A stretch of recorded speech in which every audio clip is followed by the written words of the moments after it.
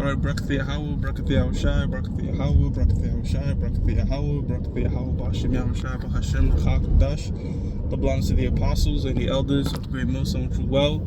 Salutations to the hopeful elect out there, you Akim to the Dakim, that do this thing in the utmost truth and sincerity.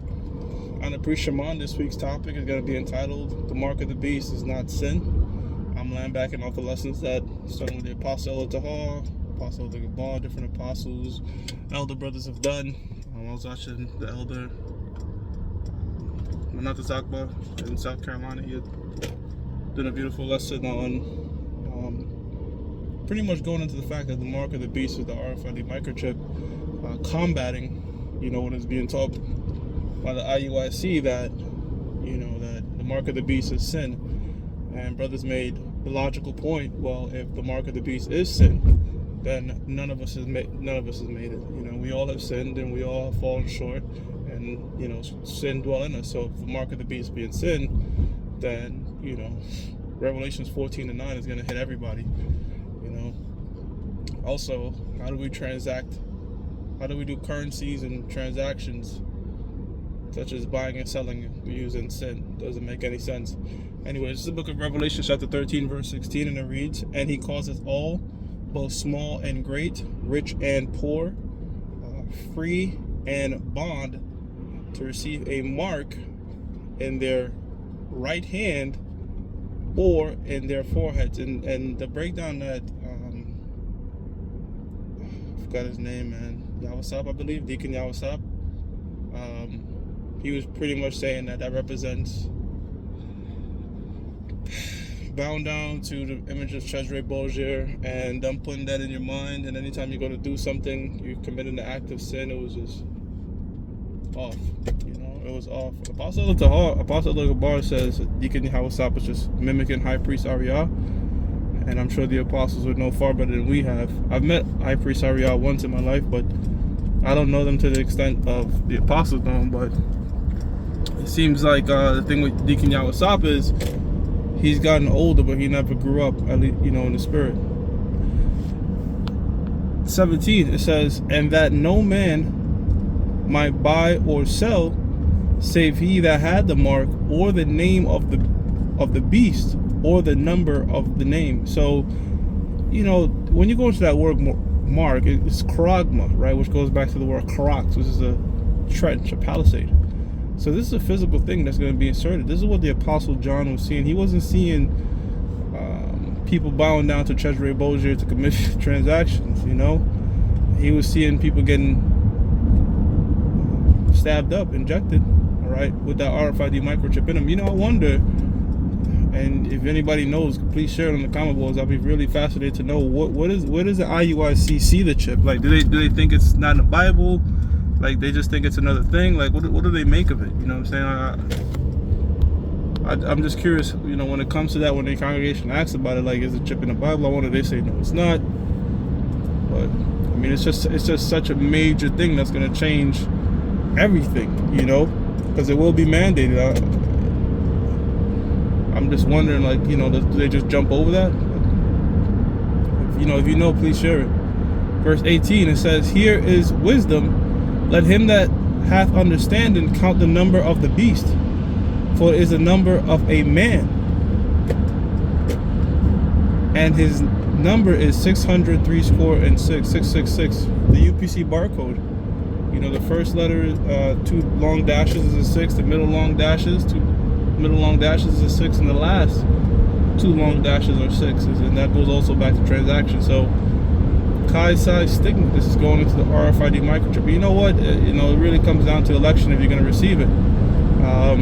To us, it's plain. I mean, it's like, what else is it talking about? Even people in the world, so-called Christians in the world will tell you, look, that's that RFID microchip is the mark of the beast. But for some reason now it represents sin. We all sin, bro. So it's not talking about sin. It's talking about the chip. But whether they're sincerely teaching this or they're paid off, the Most High is the one that's really deceiving them. This is the book of Ezekiel 14:9. It says, "And if the prophet be deceived when he has spoken a thing, I, the Lord, have deceived that prophet." And you might wonder to yourself, man, why would the Lord do that? Well, guess what? The Lord has an elect and he has people that are not of the elect. So the false prophets also have a job to do. You know, the false prophets, the spirit of a false prophet is subject to a false prophet. So the Most High also has those false prophets doing his work, all right, to confuse and really fulfill the prayers of David too, where it says, let their table be made a snare. So some people, this Bible is your salvation, and to some it's your condemnation. It says, I, the Lord, have deceived that prophet, and I will stretch out my hand upon him and will destroy him from the midst of my people. So, you know, the Lord ultimately is going to destroy all these false prophets. And it's crazy, all the craziness that comes out with the IUIC, from adultery to just a bunch of folly. You know, they just do a bunch of folly, and it's just like, man, you know, all these telltale signs, like, yo, the Lord is not dealing with these cats. You know, all the shit they say is just like, but, you know, that's why the Most High has set up the Vanguard, Great Millstone, to constantly, this is why we got to constantly keep doing lessons on this same topic. Because these niggas is doing lessons teaching otherwise. This is the book of Job, chapter 12, verse 16. It says, with him is strength and wisdom. The deceived and the deceiver are his. And I believe Yahweh Sop, the elder, was bringing out in South Carolina that Yahweh Sop said that the beast is Satan. And Satan, no, the beast system is going into this so-called white man. So when you go through Revelations 13 and you start on from top on down, it's really going into the different rulerships of the so-called white man, from the Greeks to the British, you know, to the Romans, to the rebirth of the Roman Empire, that same beast, you know. And Satan, like, what?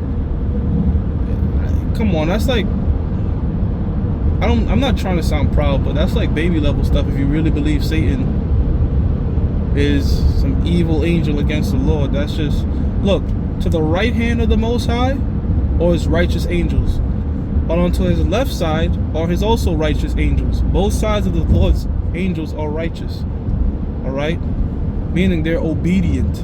So if the Lord wants evil done in the world, left hand, right hand angel, just get it done. Okay, so you can't get in your feels about that, and that includes the spiritual demon Satan. Okay, you know, the angels on the right hand are righteous, the angels on the left hand are also righteous. All right, it's just whatever task the Most High want them to do, whether it be good or bad, it's just man that getting their feelings, but really they just serving the Most High. That's in the book of Ecclesiastes, 16th chapter, the 27th verse on down. None of them disobey his word, and none of them hindereth one another. So they don't hide and they don't fight and get their feelings or get upset at each other. All right. So this whole, I don't even know where the fuck that come from. Satan being a beast. That's, you know, I really don't even know. I would think that they would know that the Most High does good and evil. So that breakdown is totally off.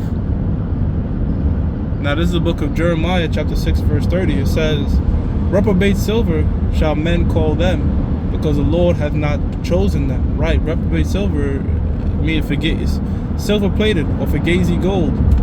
You know, you think it's gold, you check it out, that shit ain't gold. You know what the gold platedness is of the IUIC is? It's the garments, it's the marching, it's the cadence, it's the look at our numbers. It's all fucking flash, but it's hollow, you know. You get to the substance of it, the meat of the things, which is the breakdowns, and going to these scriptures, that shit is all off. It's talking about keep the law, and you guys got their shit lined up, dreadlocks, bald headed, just a bunch of laws being broken, adultery. So it's just like, it's gold plated, you know. But the Most High is gonna show that these guys are reprobates, man. They truly are reprobates. You know, talking about GMS needs a logo, I believe. I saw some title like that. IUIC, them different camps is all into them logos. Oh man. 2 Timothy 4:3 says, for the time will come when they will not endure sound doctrine, but after their own lusts they shall heap to themselves teachers, having itching ears. and shall turn away their ears from the truth, and shall be turned onto fables. So we're in a time where the truth is being pushed out heavily, but also a bunch of lies. And what you want to do is you want to endure in sound doctrine. You want to endure in the things that you've learned, because we're at the time where, look, people are going to be, teaching all manners of bullshit, whether sincerely believe in their lies or not. You got to know that the RFID microchip is the mark of the beast. That's what we've been taught through the Holy Spirit. Yahweh B'Shem Yahshua has put that understanding down to the apostles and the elders, and to those that receive it. So do not get beguiled, all right, in those teaching otherwise. With that, I'm going to give all praises to Yahweh, Bahashem Yahweh Shah, Bahashem Rakah Kodash, the belongs to the apostles and the elders of Great Millstone True Well. Salutations to the hopefully elect out there, you Akim to the Dakim that do this thing in the utmost truth and sincerity. Shalom.